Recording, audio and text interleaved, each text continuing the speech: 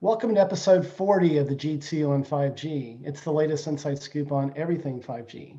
We cover 6 topics in about 15 minutes, and it's brought to you by More Insights and Strategy.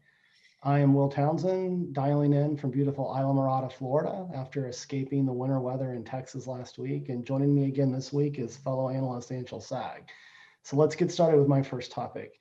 Last week, the SEC announced that they would be redrawing broadband coverage maps in order to address the digital divide. And actually, I've been quite impressed with the interim FCC chairwoman and her focus on this. It's no secret, there was actually money set aside, $65 million in December of last year to do this. But in doing so, this is not going to be a trivial exercise. She estimates that it's going to take until at least 2022 to produce the maps. And this will be pulled from that $9 billion 5G fund for rural America that was put together under the Trump administration. So, obviously, very critical, there's, this big gap in coverage. These maps will be, designed to determine where there's lack of current 4G coverage. And certainly that will help with respect to not only bolstering LTE as a backup, but eventually 5G. So I'm wondering, what are your thoughts here, Anshel? Well, I think it's important for these maps to be drawn properly. I think a lot of people don't understand why these maps matter. A lot of these maps are being used by the carriers to claim certain, coverage. And as a result of these coverage claims, they're able to get funding for certain types of government programs, including this rural program. So I think it's interesting and important that the government find a trusted party that they can rely on to gather real coverage data. I think that there is data out there. And I think if you were to be able to aggregate Ookla and OpenSignal and all the potential data sources that are out there, I think you get a much better idea than what the operators are showing. I think the operators are going to use a test methodology that will benefit, their claims of coverage. Right. And I can speak from experience. I've definitely had times where, I did not have coverage, and I should have based on the maps. So I think this is a multi-pronged problem, and it's an expensive one to resolve. But I think ultimately it's important to have if we're going to really spend our government money properly on giving out FCC money for funds in the rural areas. So I think it's a good thing. I wish it could happen faster, as we all do. Yeah. But I think setting at realistic expectations and budgets is important. And I'm just glad to hear that the FCC is continuing to move forward on important topics. Yeah, you bring up a very good point. So the FCC shouldn't rely just on the operators, to your point, because there are always these claims about performance and coverage and that sort of thing and reliability. They need to factor in things like Ookla as well. And just a shout out to the FCC. If you need any advice, Anshel and I are available and ready and willing to to help out there. The other point that I'll make too is that as these maps get finalized, from my perspective, obviously mobility is going to be a huge component. When you look at low band spectrum, T-Mobile has been very aggressively rolling out their low band spectrum to get that wide coverage area. You're beginning to see some of their other competitors do the same, but fixed wireless access, I think, is going to be a big part of this as well, to be able to bounce point to point. We've talked on, a prior podcast about the United States Postal Service, wanting to serve as some sort of hub or, mini cell site. And so that could be a play, that there could be FWA deployed there as well. But I do believe it'll be a combination of, of mobile and fixed wireless access. But we'll keep tabs on this, and as things develop, we'll report back. But it does look like the timeline, it's not going to happen overnight. So we'll just have to wait and see how things roll. So let's move to your first topic this week. And T-Mobile made some new subscriber announcements, correct? Yeah, so T-Mobile has new plans, and these new plans are actually they're a combination of good and bad.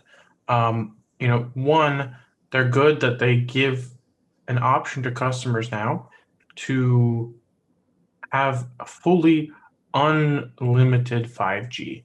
So they have a new plan called Magenta Max, which replaces their Magenta Plus, which is currently what I'm on. I'll probably switch to Magenta Max. And Max, what it does is it basically says, okay, now have a nationwide 2.5 gigahertz network, and we are confident that maybe we won't have full coverage today, but in the next year or two, when it matters to us, we will actually have enough capacity in our network that we don't care how much 5G data you use. We'll make you pay for it, but we don't actually care how much 5G data you use. So they're saying that they will no longer cap mobile users at all. The only stipulation is that you will be limited to 40 gigs a month of Wi-Fi hotspot, which is still very generous. Right. And they also doubled their standard Magenta plan from a premium data of 50 gigabytes a month to 100 gigabytes per month. So unless you're doing something absolutely wild, you're not going to hit those caps.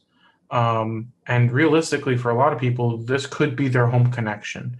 The real issue is that Wi-Fi hotspot is still not as generous. It goes from 3 gigs to 5 gigs on that plan. And then in addition to those plans, they also have a senior 55 plus plan. I hate to say senior because I think my dad's coming up on 55. I'm pretty close to that as well. But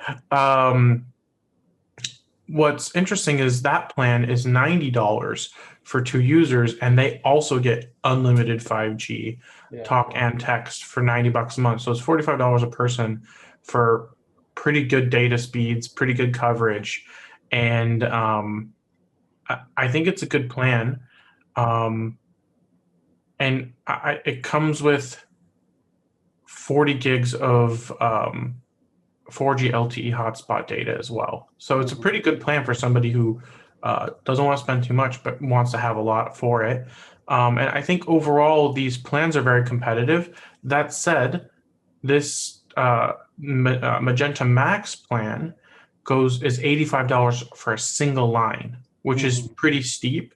I believe that if you have 4 lines, they discount it down to like 50 something dollars a line. And then if you do this promotional period, I don't know how long that lasts, but I think the promotional period, they're even knocking it down to like $43 per line if you have 4 lines.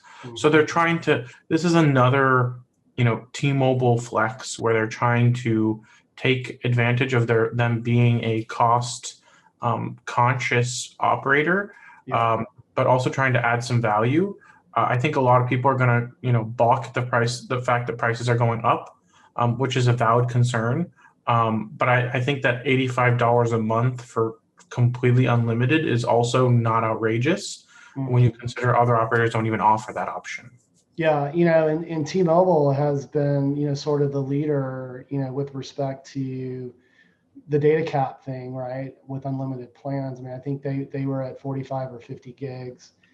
So now they're kind of, taking it to another level, removing those data caps, and to your point, providing tremendous value, for the price. And actually, I think that Max plan, even at that level, I think with the additional benefits that you get with it, I think there's still, an extremely, large amount of value, there. But so T-Mobile continues to be disruptive in the consumer space.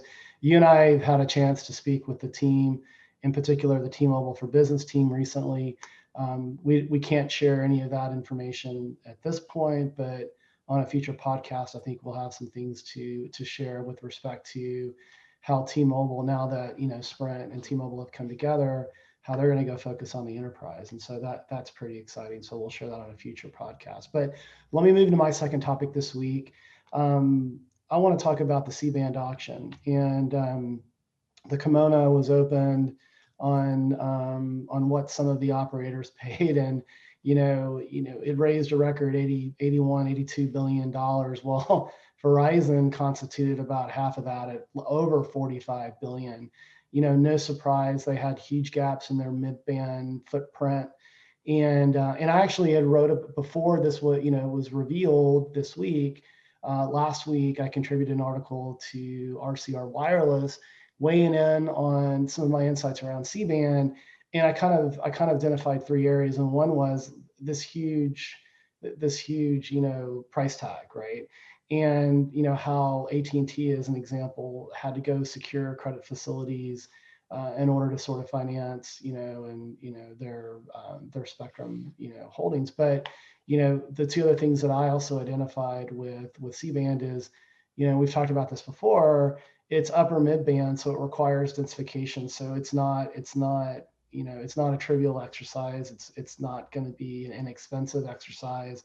It's going to take them a while, AT&T and Verizon, to densify, at that spectrum level, and be able to roll that out effectively. And then, the third challenge that I identified is just, there have been a ton of challenges with local regulations and those sort of things. And we've talked about the conspiracy theory around, 5G fry your brain and all of that. And, my insight there is that I think, that was really sort of based on that millimeter wave. I mean, that's new. That's something new within 5G, higher spectrum band.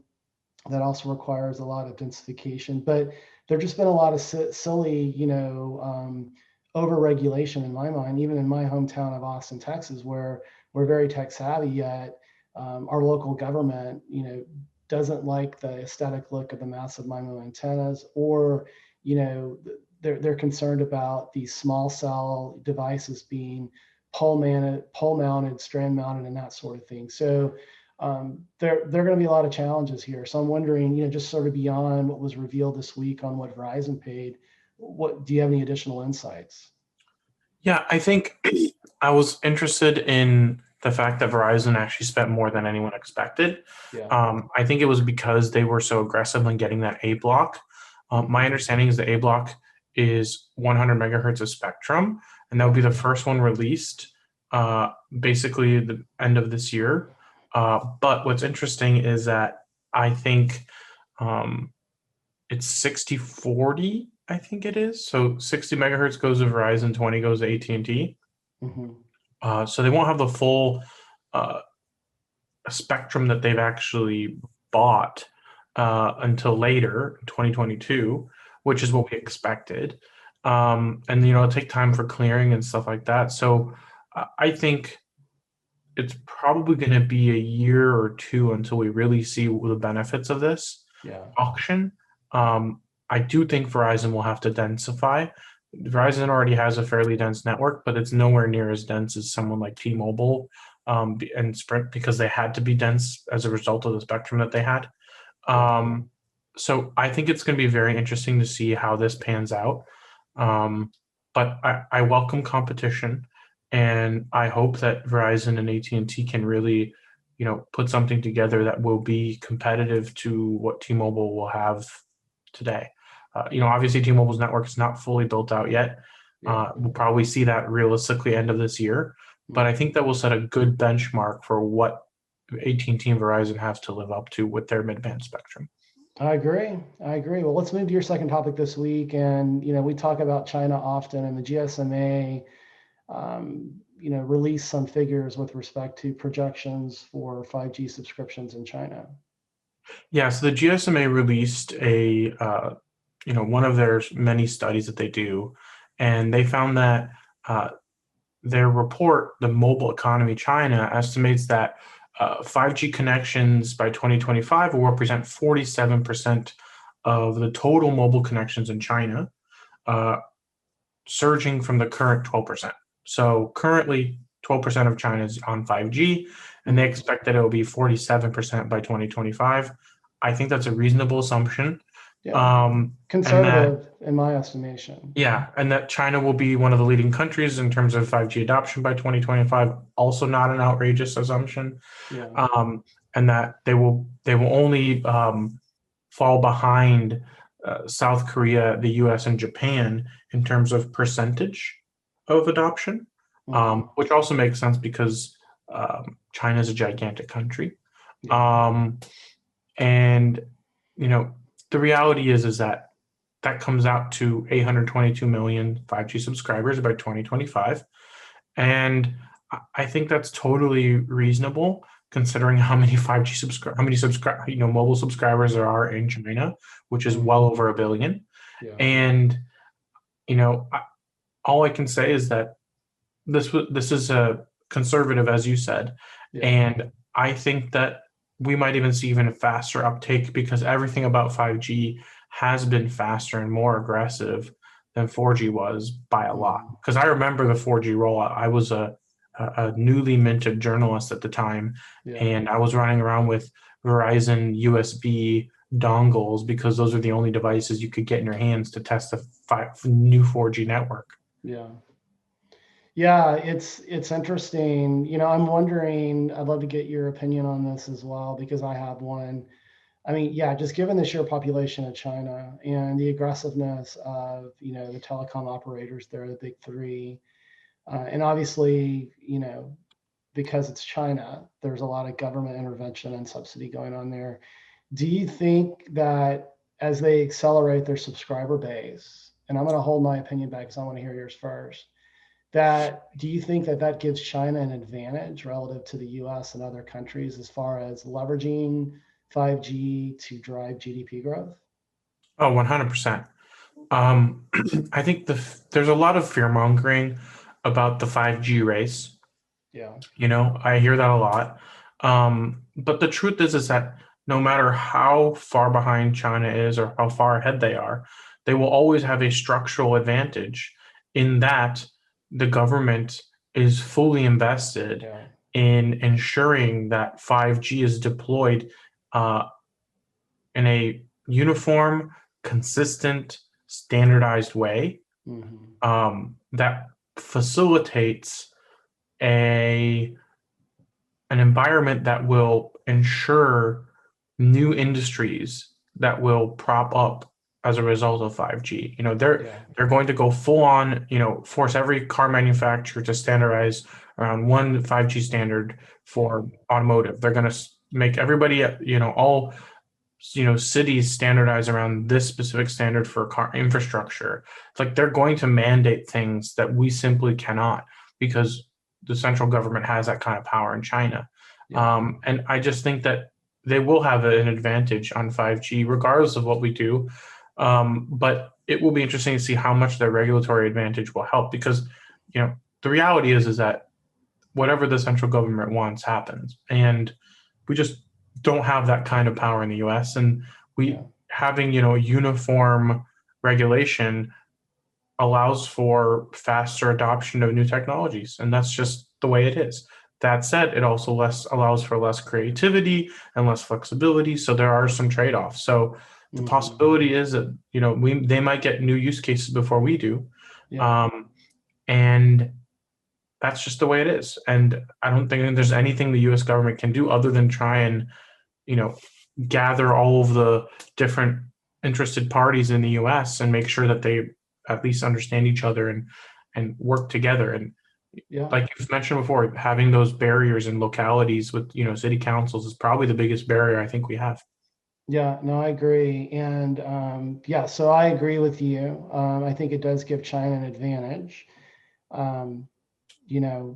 Time will tell if the U.S. can catch up. We tend to be very resilient and creative and lean into, our software, expertise and that sort of thing, and semiconductor expertise. And, China's very good at, lot size one manufacturing, but 5G is definitely a game changer. So it'll be interesting to kind of keep tabs on this.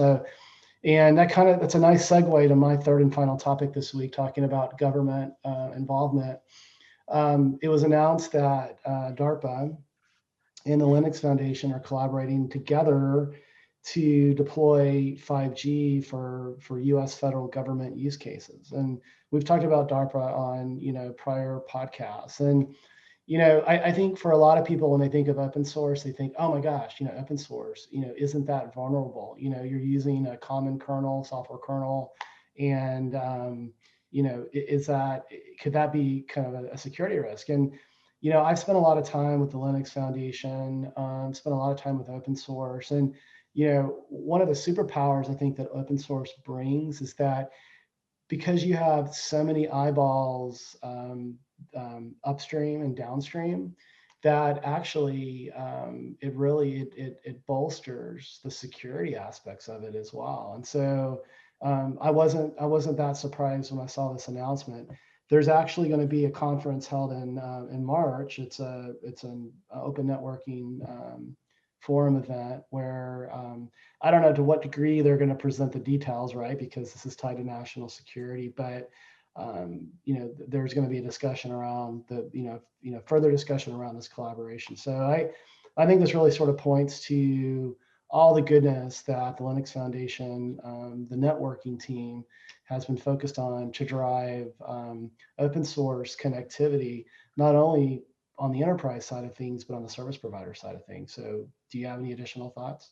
Yeah, the only thing I was going to say is I think one of the good points that kind of shows how much Linux has matured and the attitude towards Linux has matured is the fact that the new rover on Mars is running on Linux and open source software. Good point. And that's defense grade technology. Like you can't send something into space anymore. Well, you never really could, but you can't send things to space unless you are defense grade for pretty much everything. Right. So I think it's interesting that NASA has already gone that route, and I think it's a very likely possibility that we'll see the same thing happening with 5G infrastructure. Yeah, no, I agree. And when you look at what's happening with disaggregation in the RAN and this whole momentum behind Open RAN, and a lot of that's being driven to kind of wean the U.S. off its dependence on companies that are located in other parts of the world, even in Europe, not just China, for 5G infrastructure. So so it's definitely a trend that's moving in that direction. Well, let's hit your third and final topic this week, and the dust hasn't even settled yet on this landmark C-band auction, and the FCC is readying another mid-band auction, right? Yeah, so this is actually something that's already been in flight since the last administration. There was a study that was made by the Department of Defense for 3.45 gigahertz to 3.55 gigahertz. And this is a band that's currently being used, but they are looking for a way to clear it. And the expectation is that there will be a way to make this possible. And many of the existing users will be tried to relocate to 2.9 to 3.0 gigahertz. So the thing is, it's 100 megahertz of spectrum, and it's a lower band than what is currently available for Verizon and AT&T in the C-band. So it will propagate a little better. But what's interesting is this is also the harmonized global 5G band, which is 3.5 gigahertz. So it's actually kind of interesting because that would potentially allow for an interoperability band in the US for people to roam from abroad that have devices that are specifically tuned to 3.5 gigahertz, but might not support all of our bands because there's so many 5G bands now. It's possible that they will support all bands. If it's like a Qualcomm solution, probably will. But if it's a lower cost 5G solution, us adopting a 3.5 gigahertz band could be a beneficial thing for the world and for us as well. So when we have devices that work in 3.5, we can go abroad and they also work. That was kind of the whole point of harmonizing that band. That said, this is not a done deal. It was supposed to happen in December. I mean this December, not last December. That was the expectation set by the administration, but now it sounds like they might move it up to October. So we might know before the end of the year who could actually have this spectrum and how it will be utilized and by whom. But considering that Verizon and AT&T both just spent 25 and $45 billion, respectively, I 45 and $25 billion respectively, I think that they're probably not that much of an appetite to buy that spectrum. T-Mobile spent about 10 billion, so they might be interested, but it's possible we could see some of the bidders that didn't bid on any C-band, like the cable companies, or maybe even a US Cellular who spent, I think, a couple billion. We could see them getting involved. So it'll be interesting to see who gets interested in this.